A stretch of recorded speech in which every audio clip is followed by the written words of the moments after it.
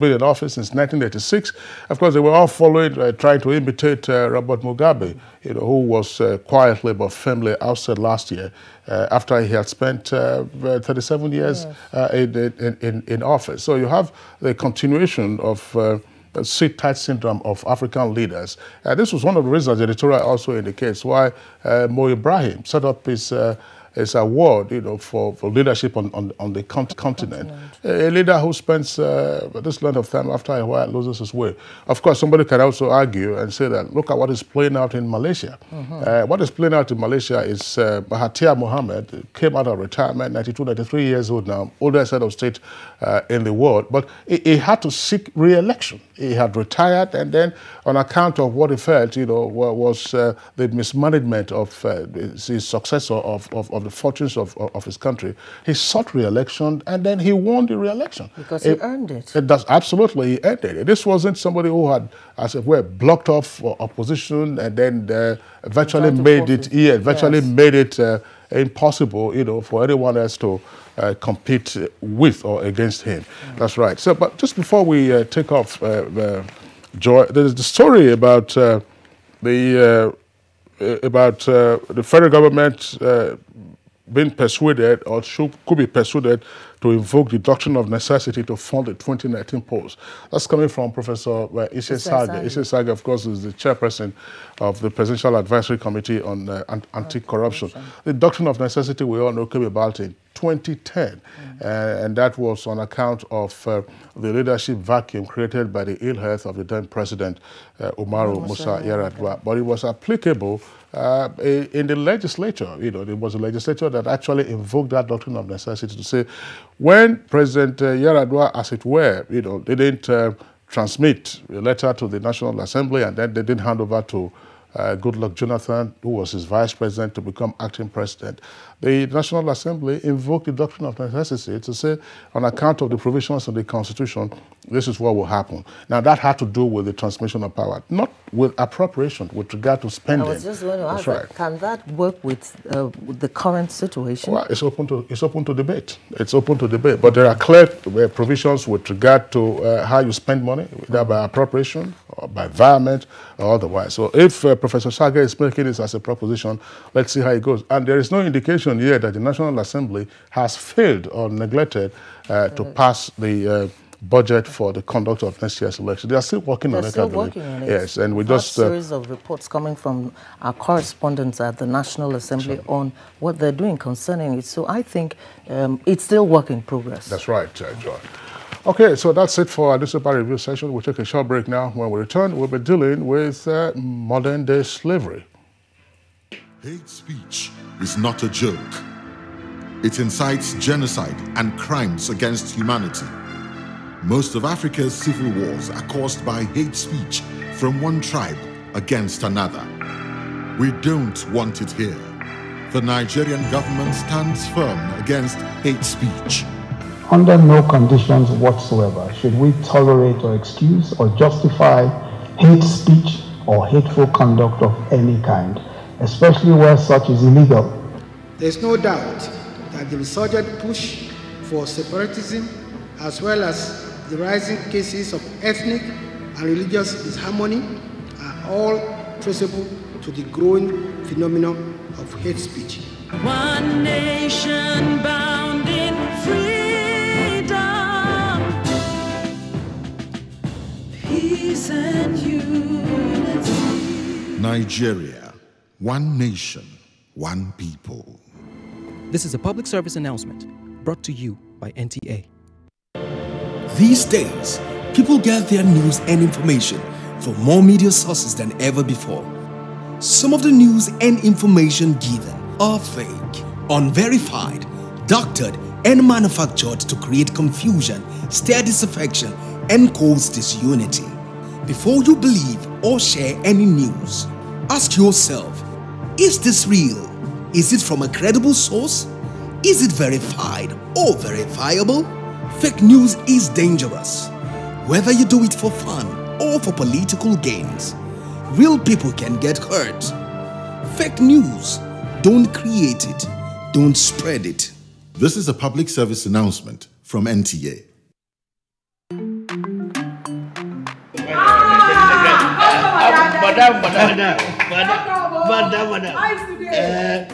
Brought us as usual. As usual. You have no problem. For the three put You are welcome, sir. as usual, yeah? Welcome. You take that one. Yeah, take that one. You don't understand? We want Nigerian homegrown rice. Finish. You don't have? You don't have? Join the rice revolution today. No other rice that tastes like Nigerian rice. Are you sorry? That's the Nigerian rice we are talking about. Chocolate made in Nigerian rice. Healthy food. I'm going to bring Mrs. Mobo to come to chocolate rice made in Nigeria here. And see how it are made. Correct. And how they are cook it. Correct. Homegrown rice are good for your health. It boosts our economy and give employment to our people. This message is brought to you by the Federal Ministry of Information and Culture. Winning in hot and dry conditions is hard. Causes the body to sweat, which attracts germs that are easily passed from one person to another. What keeps you so cool, man? Dettol Cool combines Dettol's protection and an invincible icy feel. For super cool confidence, use Dettol Cool. Dettol soap is now also available for 100 Naira only. Thank you for staying with us. Now, to kickstart our conversation on modern-day slavery, let's take this interaction between our foreign desk correspondent, Makut Simon Macham, and a 15-year-old Nigerian girl that was reportedly trafficked and sold in Mali. How did you come to Mali? Tell me the story. Okay, I was living in Port Harcourt. So I came to Lagos to see my grandmom. I did not see my grandmom. They said that my daddy's brother came and picked her up. So I went to my uncle's house at Lagos at my school and stayed with my uncle.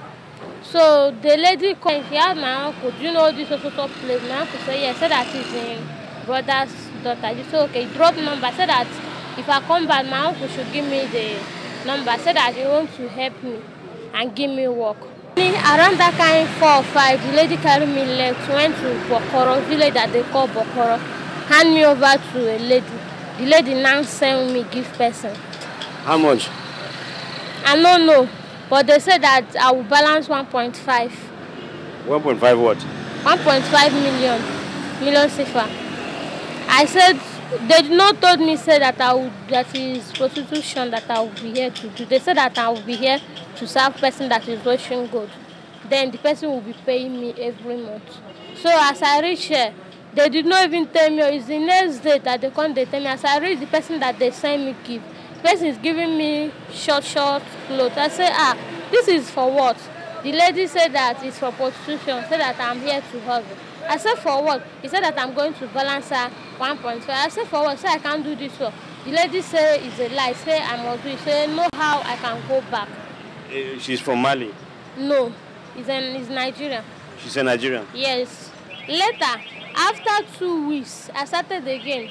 Ma, I want to go. I'm not interested of this work. He said, why? You must balance me my money. Is embassy. This month, on 12 will make me 3 months that I came to this Mali. And the lady that they handed me over leave me there and travel. And I was very sick, and the woman leave me. How much money do you get in a day? Let me just say 12. Let me just say it's either 16, 12 or 17. Sometimes the day that this fair that they did, let me just say, I don't too much work. It's people that is dashing me money. Because if they come to me, they say you are too small. They will dash me money. Then that day, I get 38,000 naira I get that day. So now, what do you want? Are you you want to go back home? Yes, I want to go back to Nigeria. What is your message to other girls that will be watching this interview now? What I want to tell them, even though said they came to you and said that they want to give you job, ask the person very well the kind word that they want to give you. Even though said the person say he's going to give you job, or the CV say his work like this, he's going to give you person, make you serve the person. Don't go anywhere. All right, my coach, Samuel Macham, thank you very much for that interview. Of course, we'll be joined by a guest from Mali. My colleague will introduce that guest, but let's begin right away by welcoming to our studios Mr. Godwin Moka. He's Director of Research at the National Agency for Prohibition of Trafficking in Persons, NAPTIP. Mr. Moka, pleasure to have you with us on Good Morning. Thank you, it's my pleasure. Okay. And also from our Lagos Network studios, we have joining us Honorable Abike Dabiri Arewa, Senior Special Assistant to the President on Foreign Affairs and Diaspora. Honorable Dabiri Arewa, pleasure to have you again on Good Morning Nigeria.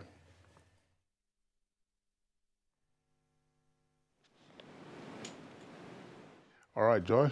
All right, and joining us via Skype from Mali is Ambassador Ken Nwachukwu. He is the Nigerian ambassador to Mali. Good to have you join us.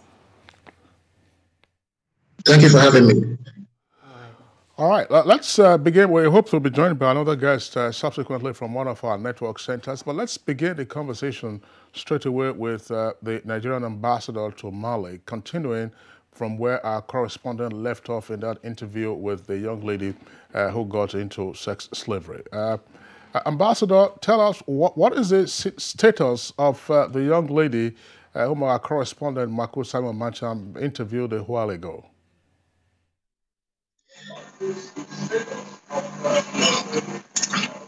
What actually happened was more or less a bilateral action between Makut and the lady in question.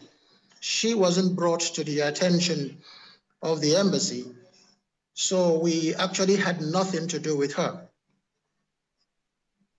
With you, based on our research, we observed that there's so much about this modern-day slavery in Mali concerning Nigerian children. Are you aware of that?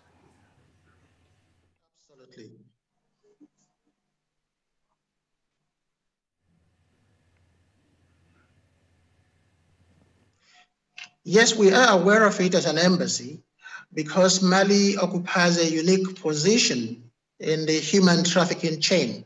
Mali is at once a source, a transit, and a destination country for irregular migration. And that is why we had to play this role in receiving these thousands of Nigerians. It is difficult to estimate the number of Nigerian girls who are applying in this illicit trade in Mali. The number ranges somewhere between 5,000 to 10,000 Nigerian, if not more. Well, Ambassador, I'd like to return you to the question I asked earlier. You said that the interaction that our correspondent had with the young lady who was trafficked was bilateral. Now that you are aware of it, what will you do? Or since you became aware of it, what have you done as a mission? It wasn't brought to our attention. Of course, if such a case had been brought to our attention, we have mechanism of dealing with such. From the interview with Simon, obviously the lady is no more in danger, because if she had been, she wouldn't have been able to speak to Simon. It means she has actually elected to stay. And we don't go about looking for people who want to stay in Mali. It's a free society. If she's in trouble and wants our assistance, naturally we'll render such. For the estimated 5,000 or so Nigerians who are, of course, victims of sex slavery or other forms of trafficking, what is it that the mission knows about them?